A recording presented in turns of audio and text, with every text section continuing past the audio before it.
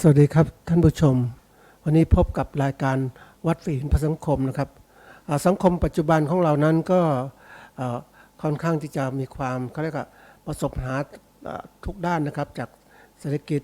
การเมืองการปกครองสิ่งแวดล้อมต่างๆแล้วก็มันกระเทือนทั้งหมดทั้งทั่วโลกนะครับอันนี้คนเรานั้นมันก็มีความทุกข์ยากลำบากทางออกก็ไม่มีนะครับวันนี้เราก็ได้วิทยากรประจำรายการอาจารย์สุวิทย์ลุงวิสัยครับอยากให้อาจารย์ช่วยทางออกให้กับคนในสังคมว่าจะแก้ปัญหาอย่างไรที่คนจะเกิดปัญหาปัจจุบัน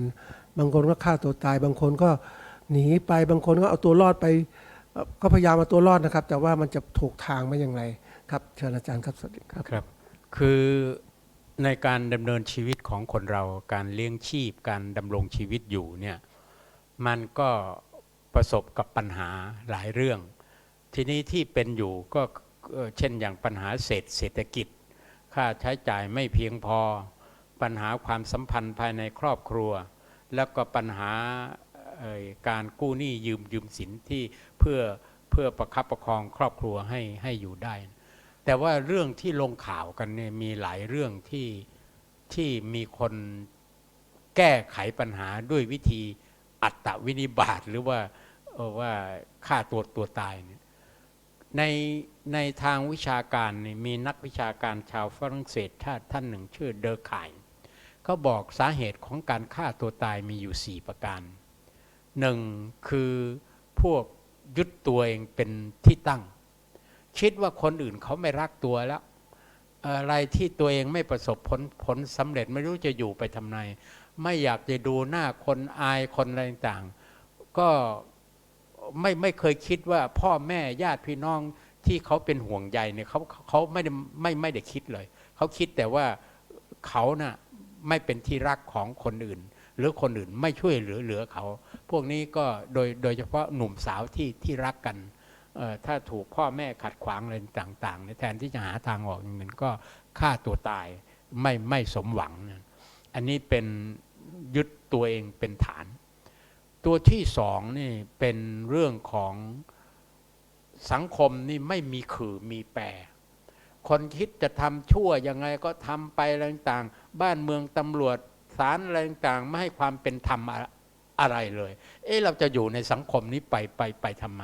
ถ้าเราตายเสียแล้วฆ่าตัวตายเสียแล้วแผ่นดินมันจะสูงขึ้นยกตัวอย่างท่านอะไรนะที่เป็นนักอนุรักษ์ธรรมชาติอ๋อครับนั่นแหละท่านก็ยื่นเรื่องไปว่าเรื่องนี้จะปกป้องป่าปกป้องน้ำปกป้องสัตว์เนี่ยต้องขอเสนออย่างนี้เจ้านายก็ไปเก็บไว้เฉยๆเฮ้ยถ้าไม่ทำอย่างนี้นะมันก็มีทางอื่นเขาเลยฆ่าตัวตายเพื่อให้ทางหน่วยงานโดยเฉพาะไอ้ทรัพยากรมนุษย์หรือนี่นะให้แก้ไขจนสมเด็จพระราชินีองค์ปัจจุบันเนี่ยท่านองค์พระราชินีของรัชกาลที่9เนี่ยท่านสนับสนุนมูลนิธิเนี่ยอันนี้ที่รักษาป่าเพื่อรักษาป่าเพื่อรักษาพันธุ์พืชให้อยู่ตัวที่3เป็นความเชื่อทางศาสนาหรือความเชื่อทางลัทธิต่างๆมีจิมโจนนี่เป็นพวกสอนศาสนาเขาบอกโลกนี้มันสับสนมันมืดมนมันไม่มีความสุขเลยเราย้ายไปอยู่หมู่เกาะนี้แล้วปรากฏว่าทางบ้านเมืองก็ไปตามลูกหลานที่ไปเป็น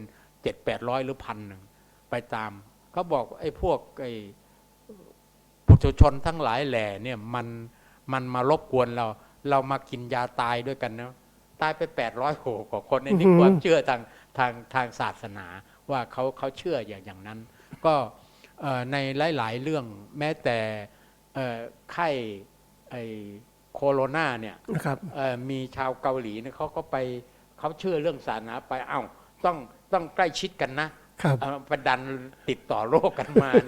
นี่ก็เป็นความเชื่อตัวหนึ่งนะตัวที่สี่เนี่ยเราอยู่ในฐานะที่อับจนเช่นป่วยไม่มีทางหายป่วยไม่มีทางหายเนี่ยก็เป็นห่วงกลัวลูกหลานจะเป็นคือต้องค่าใช้จ่ายอยู่ไปมันก็ไม่หายไอ้ตัวนี้ก็เลยหาทางออก ตายดีกว่าอันนี้ก็ค่าแต่ทีนี้ ถ้าเราตามหลักพระพุทธศาสนาเนี่ยหลักไตรลักษณ์อะไรมันเกิดขึ้นแล้วมันจะเกิดมันก็ถ้าเชื่อเรื่องกรรมของสัตว์ว่าเราอาจจะเป็นอย่างนั้นเพราะฉะนั้นในหลักบางเรื่องต้องอยู่กับทุกข์เข้าใจทุกข์แล้วอยู่กับมันก็จะไม่เกิดทุกข์มากเพราะว่าอันนี้แหละมันจะเวทนาอะไรต่างอย่างบางทีในเรื่องบางเรื่องนะอย่างเรื่องสามก๊กเนี่ยตัวที่เป็นเทพเจ้าแห่งความซื่อสัตย์กวนอูถูกเกาทันเจ็บปวดมากเอาหมากล้อมหมากรุกมาเล่นกันแล้วเอาใจจดจ่อกับสิ่งเหล่านี้คนเอาลูกเกาทันออกเนี่ยเขาเวทนาตัวนั้นเขาไม่สัมผัสกับมันอันนี้ก็คือปล่อยมันไปมันเป็นเรื่องของโรคภัยไข้เจ็บพวกนี้ก็จะไม่มีปัญหาแต่ว่าคนกลุ่มหนึ่งเนี่ยที่ฆ่าตัวตายก็มีปัญหาว่าโอ้ยมันสุดๆในชีวิตแล้วเขาคิดอย่างนั้นไอ้สุดๆในชีวิตเนี่ยขึ้นอยู่กับอุปทานที่เราไปเข้าไปยึดนะเพราะบางคนเรื่องธรรมดาอย่างไอ้ถูกกล่าวว่าถูกอะไรต่างๆมันหูทวนลมหรือว่ามันเป็นเรื่องธรรมดาผ่านไปเหมือนลมผ่านหูไปเขาก็ไม่ไปติดยึดมากแต่บางคนเขาติดยึดมากมันก็มีปัญหาเพราะนั้นกลับไปสู่ประเด็นที่อาจารย์ถามว่าคนที่ฆ่าตัวตายทั้งครอบครัวลมแก๊สเนี่ยครับแล้วเอาหมาไปด้วยเนี่ยนะก็พวกนี้คงเชื่อว่าตายแล้วศูนย์สัตตาทิฏฐิตายแล้วศูนย์ก็คือเราเกิดมาชาติเดียวนะฮะแล้วก็เพราะฉะนั้นบริวารที่เรามีอยู่เรามาปล่อยไปพร้อมกันเถอะเนี่ยมันก็แก๊สแล้วแก๊สนี่มันไม่รุนแรงนะมันไม่ทรมานมันเข้ามาแล้วลมมันค่อยอ่อนไปเรื่อยๆแต่ทีนี้ก็เขาคิดว่าหมาเป็นบริวารเป็นสัตว์ที่ซื่อสัตย์ไปด้วยกันถ้าบอกว่าตายแล้วศูนย์มันไม่น่าจะศูนย์มันเอาหมาไปรับใช้ด้วยคือไปเป็นเพื่อนในชาติหน้าด้วยเนี่ยนะก็เป็นความคิดของเขานะแต่ว่าเหนือสิ่งอื่นใดข่าวออกมาหลายเรื่องคือหนี้ที่ไปกู้มันมี2ระบบกู้ในระบบธนาคารเขาก็ไปต้องจ่ายคืนเขาแต่หนี้นอกระบบนี่ดอกเบี้ยมันแพงแล้ววิธีเข้ามาขอทวงหนี้เนี่ยมันค่อนข้างจะผิดปกติแล้วผิดปกตินี่ก็กลัวว่าญาติพี่น้องหรือคนอื่นเขาจะมาว่าเราได้ฉะนั้นฟังข่าวดูแล้วว่าคนที่พาวงศาคณาญาติตายไป5-6 ศพเนี่ยมีหนี้ทั้งในระบบและนอกระบบการกู้หนี้ก็กลับมาสู่พระบาทสมเด็จพระเจ้าอยู่หัวรัชกาลที่9ท่านบอกเศรษฐกิจพอเพียงไอ้กลุ่มนี้เนี่ยมักจะคือขยายคือหวังกำไรมากแล้วก็เศรษฐกิจไม่พอเพียงไม่เพียงพอกับความต้องการมันก็เลยเกิดปัญหาดังนั้นขอให้ประชาชนลูกเราที่ดำรงชีวิตอยู่ในสังคมเนี่ยเศรษฐกิจพอเพียงถ้าเป็นชาวบ้านนะก็ดำรงชีวิตอยู่ตามฐานะของตนทีนี้การเสนอข่าวฆ่าตัวตายบ่อยๆเนี่ยมันจะเกิดลัทธิเป็นลัทธิเอาอย่างแม่จันก็มีส่วนเพราะการเรียนรู้เอาอย่างเนี่ยบางทีมันพอคนไปถึงมุมอับอันนี้ก็ทางออกทางหนึ่งนะแต่ว่าถ้ามองในแง่ของมนุษยวิทยามนุษย์เราเนี่ยในโลกเนี่ยมันเกิดเยอะวิธีลดจำนวนประชากรคือมีศึกสงครามมีโรคภัยไข้เจ็บวิธีลดประชากรประเภทหนึ่งนะครับอย่ามองว่าเอาเรื่องร้ายเป็นเรื่องแต่ว่าก็เนี่ยเราอยู่ด้วยกันในสังคมมันมีหลายแง่หลายมุมในการมองดังนั้นการเอาอย่างต้องเอาอย่างในส่วนที่เป็นประโยชน์ต่อชีวิตของเราเอาอย่างต่อส่วนที่เป็นประโยชน์ต่อสังคมพระพุทธเจ้าก่อนปรินิพพานท่านก็ตรัสว่าเราเกิดมาเนี่ยจงยังประโยชน์ตนและประโยชน์สังคมเนี่ยให้ถึงพร้อมด้วยความบริบูรณ์ก็ทำประโยชน์ของตน ให้ได้ดีที่สุด และประโยชน์ของสังคมด้วย เราจะรีบตายไปทำไมเราจะมีชีวิตเดี๋ยวจะเป็นประโยชน์ต่อสังคม อย่างพวกเราปลดเกษียณแล้วเนี่ยนะครับ เราไม่ได้สอนหนังสือแล้ว หรือว่าจะสอนเป็นครั้งคราวเนี่ยนะมีเรื่องคุยกันว่ามีปัญหาต่างๆ เราก็มาสนทนากันว่าจะหาทางแก้ไขยังไงอย่างน้อยที่สุดก็หาทางออกได้อย่างหนึ่ง ก็ยังเป็นประโยชน์ต่อสังคม อันนี้ก็ขอให้มีชีวิตอยู่ต่อไปตราบใดที่ยังไม่เจ็บไข้ได้ป่วยถึงขนาดที่ลุกไม่ขึ้นนะครับ อันนี้ก็ดีเพราะว่าคนถ้ามีเพื่อนคุย มันทุกข์ร้อนอยู่ในใจ ถ้ามีเพื่อนคุย แล้วอาจบางทีเห็นทางแก้ได้บ้างจะไปคิดแก้ดูตัวคนเดียว มันก็อับจนเหมือนกันอาจารย์ใช่ไหมครับ โอ้ใช่ไอ้นี่สำคัญมากทำไมเขาบอกผู้หญิงกับผู้ชายเนี่ย ครับ ผู้ชายจะตายก่อนผัวนี่จะตายก่อนเมียจะตายช้า เพราะว่า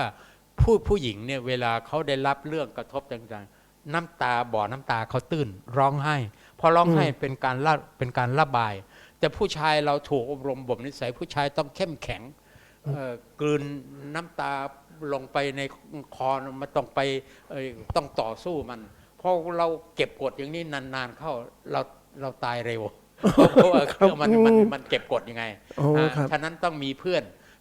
มีกัลยาณมิตรคุยกันว่าเรื่องนี้เป็นยังไงเขาก็ยกตัวอย่างให้ฟังอย่างนี้มันก็แก้ไขได้หรือแม้แต่เพื่อนที่ดีเนี่ยในสวิตเซอร์แลนด์เป็นประเทศที่ปกครองโดยระบบสหกรณ์สหกรณ์คือช่วยเหลือซึ่งกันและกันมีเรื่องที่จะต้องช่วยกันในธุรกิจการงานด้วยเนี่ยอย่างสมมติว่าช่วงนี้ในหิมะกำลังลงเนี่ยพวกผู้ชายก็ต้องไปเกลี่ยหิมะเพื่อให้ผู้หญิงก็ปรุงอาหารไว้ที่บ้านรอให้ฝ่ายชายต้องช่วยเหลือภายในคนในชุมชนด้วยกันแล้วทีนี้ถ้าขาดเหลือเรื่องบ้านเรื่องช่องแล้วก็ช่วยเหลือในการเงินสวิตเซอร์แลนด์เป็นประเทศที่ไม่มีกินเนสบุ๊กไปบอกว่าเป็นมหาเศรษฐีเพราะว่าเขาไม่ต้องการเป็นมหาเศรษฐีเขาเป็นต้องการชาติเป็นกลางแล้วก็ช่วยเหลือซึ่งกันและกันทำไมพระบาทสมเด็จพระเจ้าอยู่หัวหรือสมเด็จย่าจึงพาลูกกษัตริย์ทั้งสองพระองค์ไปประทับที่สวิตเซอร์แลนด์เป็นเมืองที่สงบช่วยเหลือซึ่งกันและกันเกื้อกูลกันเพราะนั้นผมว่าส่วนหนึ่งและการที่9ท่านนำทฤษฎีเศรษฐกิจพอเพียงคือหวังรวยมากเนี่ยมันเป็นทุกข์มันกดดันไม่อยากพออยู่พอกินแล้วก็ช่วยเหลือกันและกันเนี่ยเป็นส่วนสำคัญดังนั้นก็คือมีเพื่อนที่ปรึกษาก็ทำให้ผ่อนคลายแล้วบางทีเราหาทางออกได้แล้วเพื่อนที่เขามีประสบการณ์ด้านหนึ่งก็มาแลกเปลี่ยนกันก็ช่วยเหลือได้เพราะนั้นเขาบอกว่าถ้าขี้เกียจแล้วจะหาถ้าขี้เกียจแล้วไม่มีความรู้ถ้าไม่มีความรู้ก็ไม่มีทรัพย์ถ้าไม่มีทรัพย์ก็ไม่มีเพื่อนถ้าไม่มีเพื่อนก็ไม่มีความสุขเขาว่าอย่างนั้นเลยนะครับดังนั้นสิ่งเหล่านี้เนี่ยเพื่อนเขาสามารถจะคลี่คลายปัญหาได้เขามีประสบการณ์แล้วอย่าไปดูมองคนต่างกันนะเขาเล่าเรื่องบอกว่ามีอาจารย์คนหนึ่งแถวท่านนั่งเรือข้ามเจ้าพระยาเขาถามว่าคนแจวเรือเนี่ยจบชั้นไหนบอกว่าจบป .4 โอ้ชีวิตคุณนี่มันสูญเปล่าไปครึ่งหนึ่งแล้วอ้าวไปถึงกลางน้ำมันเชี่ยวเรือล่มอาจารย์ว่ายน้ำไม่เป็นจำเป็นต้องเกาะคนแจวเรืออาจารย์มาเกาะผมทำไมชีวิตผมเหลือครึ่งเดียว อาจารย์โอ้ผมว่ายน้ำไม่เป็นเพราะนั้นมนุษย์เราเนี่ยมีคุณค่าทุกคนเขาจะอยู่ระดับไหนเนี่ยเขาเป็นคนมีประโยชน์ทั้งนั้นฉะนั้นอย่าได้มองอย่าไปติดอยู่ในชนชั้นว่าเราอยู่อะไรเนี่ยให้เห็นค่าของความเป็นคนเนี่ยมันมีค่าที่จะต้องช่วยเหลือซึ่งกันและกันบางทีคนเขาบอกทุกข์มากๆก็ไปหาพระอาจารย์คิดยังไงไปที่วัดอย่างเงี้ยเพราะนั้นพระต้องการรับนู่นรับนี่เรื่องราวต่างๆของญาติโยมมากมายทีเดียวอาจารย์คิดว่าถูกไหมอย่างนี้คือพระนี่เป็นนักจิตวิทยาที่ช่วยแบ่งเบาเรื่อยๆคือเข้าพระอารามนี่แปลว่าสถานที่ร่มรื่นก็พอมาวัดเนี่ยอย่างวันนั้นน่ะวันก่อนเรามาคุยกันเนี่ยสุภาพบุรุษที่ผมขอให้นั่งมานั่งพอผมออกไปแล้ว หรือเขาก็ขับรถออกไปนะผมคิดว่าเขาได้รับอะไรจากที่เราคุยกันน่ะ ครับ แล้วเขาคงหายแล้วแหละว่าไม่อยากจะมาทำร้ายตนเองแล้ว เพราะว่าเราก็เล่าเรื่องชีวิตของพวกเราก็ไม่ได้แตกต่างจากเขานะดังนั้นการที่มาวัดเนี่ยก็คือถ้าพระคุณเจ้ามีเวลาก็ให้เขากลับไปด้วยความสบายใจ ครับ เป็นที่พึ่งพาได้เพราะวัดนี้ก็คือเป็นที่อยู่ของอันร่มรื่น แล้วก็พระคุณเจ้าก็มีหน้าที่ที่จะทำยังไงทำให้เขาสบายใจกลับไปนะครับ อันนี้ก็เป็นส่วนหนึ่งนะครับ ถ้าบางคนทุกข์ยากลำบากทางจิตใจก็มาที่วัดได้นะครับ วัดไหนก็ได้ดูตัวอย่างกับพระพุทธเจ้า แล้วก็ดูสนทนาธรรมกับเจ้าวาดก็เป็นทางออกทางหนึ่งนะครับ ทีนี้ว่าบางคนมีทุกข์ยากก็จะไปปรึกษานักจิตแพทย์ได้ไหมอาจารย์อันนี้ ได้ครับทีนี้จิตแพทย์นี่นะก็ในอเมริกาแพงนะอาจารย์ เอา ชั่ว เสีย โมงเนี่ยเขาคิดเป็นประมาณ100 เหรียญเลยนะฮะ อ้าวทำไมคิดแพงอาจารย์ ไม่ได้โอ้เป็นเรื่องที่ก็ทำให้เขาฟื้นคืนมาได้ เพราะนั้นพระสงฆ์ไทยเนี่ยถ้าเป็นผู้ที่ปลุกปลอบชาวบ้านให้สบายใจขึ้นเนี่ยเป็นจิตแพทย์อย่างหนึ่ง และเป็นจิตแพทย์ที่เขาศรัทธา แต่ว่าจิตแพทย์ทั่วไปยังเป็นคารวะทั่วไปยังมีค่าตอบแทนอยู่อย่างนั้นนี่ในต่างประเทศนะแต่ว่าจิตแพทย์หลายคนเขาก็อุทิศงานเพื่อสังคมเหมือนกันฉะนั้นวัดก็เป็นที่พึ่งทางใจของชาวบ้านก็มาเถอะแล้วก็ได้คุยกันอย่างน้อยที่สุดได้ผ่อนคลายมีใครรับแบกหรือรับช่วงของความทุกข์ที่เรามีอยู่ ก็สบายใจขึ้นครับ จริงๆแล้วทุกข์มันสิ่งที่บอกพระพุทธเจ้าท่านบอกว่าควรกำหนดรู้ แล้วก็หาเหตุแห่งทุกข์นั้น ค่อยแก้ไขทีละอย่างทีละอย่างก็จะช่วยกำจัดความทุกข์ได้ จริง ๆ แล้วเราก็ควรจะนำหลักพุทธศาสนาไปปฏิบัติแม่อาจารย์อย่างนี้ครับคือทั้งพุทธคริสต์อิสลามเบื้องต้นเนี่ยเรื่องสภาพจิตใจศาสนามักจะพูดถึงเรื่องจิตใจนะครับฉะนั้นจิตเป็นนายกายเป็นบ่าวเนี่ยมันสามารถควบคุมพฤติกรรมอะไรได้ใจเนี่ยถ้าเป็นกุศลใจที่เป็นเมตตาธรรมแล้วมันทำให้เรามีความสุขครับจริงๆแล้วหลักนี้สำคัญนะท่านผู้ชมไม่ว่าใครจะช่วยก็ตามตัวเรานะต้องช่วยตัวเราเอง เพราะฉะนั้นถ้าเรามีหลักการในตัวเรามีหลักธรรมหรือข้อปฏิบัติทางพระพุทธศาสนาแล้วทำให้เราหมดทุกข์หรือกำจัดทุกข์ไปได้ก็ถือเป็นสิ่งที่ดีนะครับก็ฝากเป็นข้อคิดอาจารย์มีอะไรจะฝากท่านผู้ชมไหมครับก็ไม่มีอะไรครับใครมีความทุกข์ก็อย่างที่ว่าทุกข์สมุทัยนิโรธมรรคเนี่ยเป็นส่วนที่จะหาทางออกทุกข์คือความไม่สบายกายสบายใจมันเกิดจากอะไรเนี่ยก็สมุทัยก็มีตัณหาอุปทานพวกนี้เป็นตัวยึดมั่นแล้วเราก็ลดละบ้างแล้วก็มันจะช่วยให้เราผ่อนคลายลงไปได้แล้วก็เช้ามาเย็นมาก่อนจะนอนก็แผ่เมตตานี่เป็นเรื่องทำให้สุขภาพจิตเราดีขึ้นนะครับก็วันนี้รายการวัดพระหินเพื่อสังคมนะครับก็หมดเวลาลงแล้วพบกับรายการวัดพระหินเพื่อสังคมอาจารย์สวิทย์ลุงวิสัยเป็นวิทยากรประจำรายการของเรานะครับในครั้งต่อไปนะครับครับวันนี้สวัสดีครับขอบพระคุณอาจารย์ครับ